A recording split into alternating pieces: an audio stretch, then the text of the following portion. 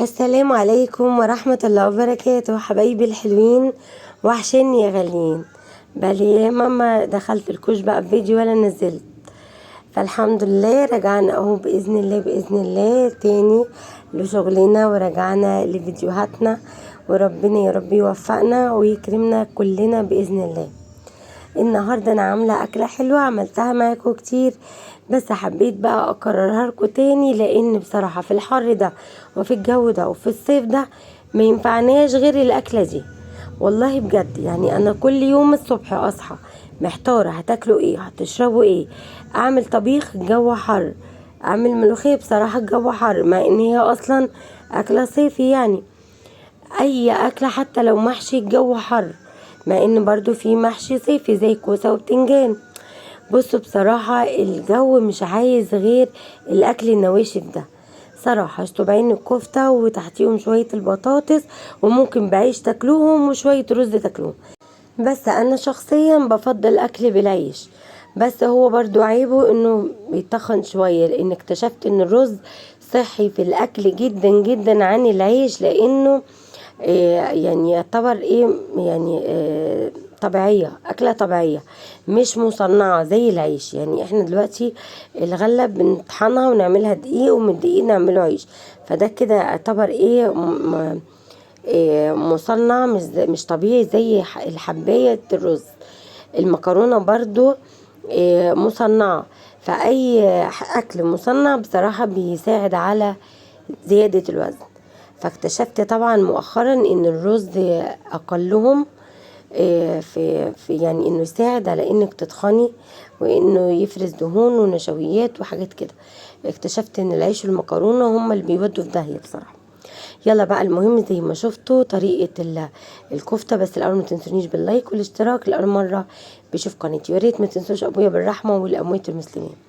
حطيت اللحمه المفرومه، وحطيت بصلايه مفرومه، وحطيت بهاراتي زي ما شفتوا، حطيت معلقتين 3 كده من البقسماط المطحون، وقمت عاملاهم بقى في الكبه. وفي نفس الوقت بعد ما طحنتهم بقى في الكبه كويس قوي، فرمتهم قصدي في الكبه كويس قوي، جبت بطاطستين كده 3 قطعتها حلقات رفيعه، لان حلقاتها لازم تكون رفيعه. ليه؟ سمكها رفيع علشان الكفته ما بتاخدش وقت خالص في التسويه. ممكن تلاقي الكفته استوت والبطاطس بتاعتك لسه جامده نيه، فاحنا نعمل ايه؟ نرققها جدا، عكس طبعا صينيه البطاطس المطبوخه بالصلصه ديت بتبقى رقيقه جدا، تبقى في ارضيه الصينيه زي ما شفتوا. طبعا تتبليها وتبهريها كده وشويه زيت، وتبداي بقى تقلبي بقى كل الحاجات دي مع البطاطس، وتبداي تصبعي الكفته بتاعتك بميه البصل ونقطتين زيت عليهم، بس كده عشان تدي لمعه حلوه للكفته بتاعتك. بس وهبدأ بقى اصبعها. بصوا اسهل اكلة في الدنيا بتتعمل في خلال 10 دقايق، بتكوني انجزتي وصينيتك على النار وشوية كده رز مسلوقين، خلاص كده الاكل خلص معاكي، ويلا ناكله بألف هنا. ولا وقفتي ياما في حر، ولا وقفتي ياما في صهد، ولا النار اللي شغالة دي تتعبك. الحر بأمانة بقى يتعب قوي، كل سنة بيجي أصعب من السنة اللي قبله. ربنا المستعان يا رب، ويعيننا ويقوينا، واللهم أجرنا من نار جهنم بجد والله.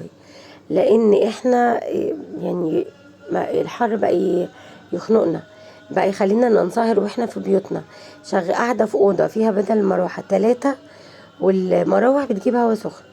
هو بصراحة الحل في التكييف، بس يعني أسعاره بقت في السما السبعة. ربنا يرزقنا ويرزقكم ونقدروا كده نجيبوه بإذن الله. زي ما شفتوا كده جبت بقى الصيغ بتاعي، وهبدأ بقى أصبع الكفتة. فأقل فعلا من ربع ساعة كنت خلصت الصينية الحلوة اللي قدامكم دي من ضمن أكلات الصيف اللي لو عملتيها يوم فيه ويوم ما فيش صراحة ما بتزهقيش منها.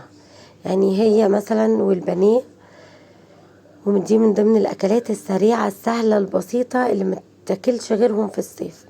لا طبيخ بقى ولا حر ولا شوربه ولا الكلام ده كله، لا بصراحه. خلصت كده صينيتي وما شاء الله، لما انتوا شايفين كده ما شاء الله نص كيلو عمل لي كميه كويسه. وبقيت ميه البصل حطيته كده ايه على البطاطس في الصينيه، ودخلتها بقى الفرن تعيش حياتها. وفي الاخر ولعت الشواية. بصوا الاكل ما خدش فعلا ما هي حاجة، وكل واحد بقى ياخد طبق كده في يعني طبق رز صغير وعليه كام صباع كفتة وشوية البطاطس.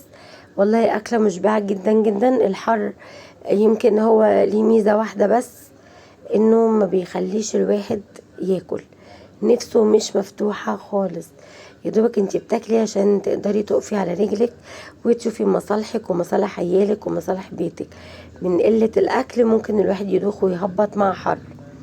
فاحنا بناكل عشان نقدر نواصل، عشان نشحن طاقة، عشان نقدر نكمل شغلنا ونكمل حياتنا. وانسب اكلات الصيف هي الاكل دي. بصوا، لا طبيخ بقى ولا شوربة ولا تقفي في حر ياما ولا تسبيكات ولا الكلام ده كله. الصيف مش عايز الكلام ده كله بصراحة. الصيف عايز حتتين فاكهة كده تكوني مسقعاهم، عايز كوباية عصير تكوني فريش كده تكوني مجهزاه في التلاجة، عايزة عصاير باستمرار تكوني مجهزة مثلا عناب او كركديه في التلاجة ساقع. وطول ما انت بقى قاعدة توالي نفسك كده بالسوائل الساقعة ديت، بصراحة بتفرق كتير جدا جدا. انا من وجهة نظري في الحر ده السوائل الساقعة هي اللي بتفرق جدا جدا، هي دي اللي بتدي الطاقة، هي دي اللي بتدي الباور الكامل اللي احنا محتاجينه اكتر من الاكل. بس برضو لا غنى عن الاكل، فاحنا بنحاول نختار ابسط الاكلات واسهلهم واخفهم في الحر ده. الحر يعتبر بقى ازمة، يعني مش هقولك هو عرض عادي نتيجة للفصل الموجودين فيه، لا بقى ازمة بجد جدا يعني.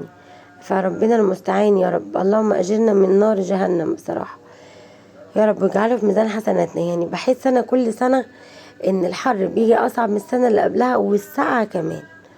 فربنا المستعان ويعيننا جميعا. صينية البطاطس دي حلوة بالكفتة، حاولوا تعملوها واعملوها بأسهل طريقة. يا رب أكون قدرت أفيدك بأي معلومة حتى لو كانت بسيطة. دي قناتي، قناة بيتك منور مع سما. أتمنى تدعموا القناة، أتمنى تشاهدوها، أتمنى مشاهداتها تزيد. ولو في اي تعليق ولا اي كومنت بخصوص ان انا اطور من القناة واطور من افكاري، انا بتقبل كل الافكار وبتقبل كل الاراء. يا رب بس اكون عند حسن ظنكم واقدر اكون فدتكم باي معلومة. القناة دي انا عاملاها طبعا للحبايب البنات الصغيرين اللي لسه مش عارفين يعني ايه اكل ولا عارفين يعني ايه طبيخ. طبعا في ستات احسن مني بتعمل افضل مني بكتير، في قنوات كبيرة بتعمل احسن واحسن. انا عارفة ان كل احسن في احسن منه، بس هو بحاول اوصل لاي حد لسه مش عارف يعني ايه اكل وشرب وطبيخ وحاجات كتير وتنظيف وروتين. بحاول اوصل معاكم يعني لاي حاجة ممكن تساعد اي حد. المهم ما تنسونيش بقى باللايك والاشتراك لأول مرة بيشوف القناة، فعلوا الجرس عشان يوصلكم كل جديد من قناتي، قناة بيتك منور مع سما. واهلا بكم في قناتي. السلام عليكم ورحمة الله.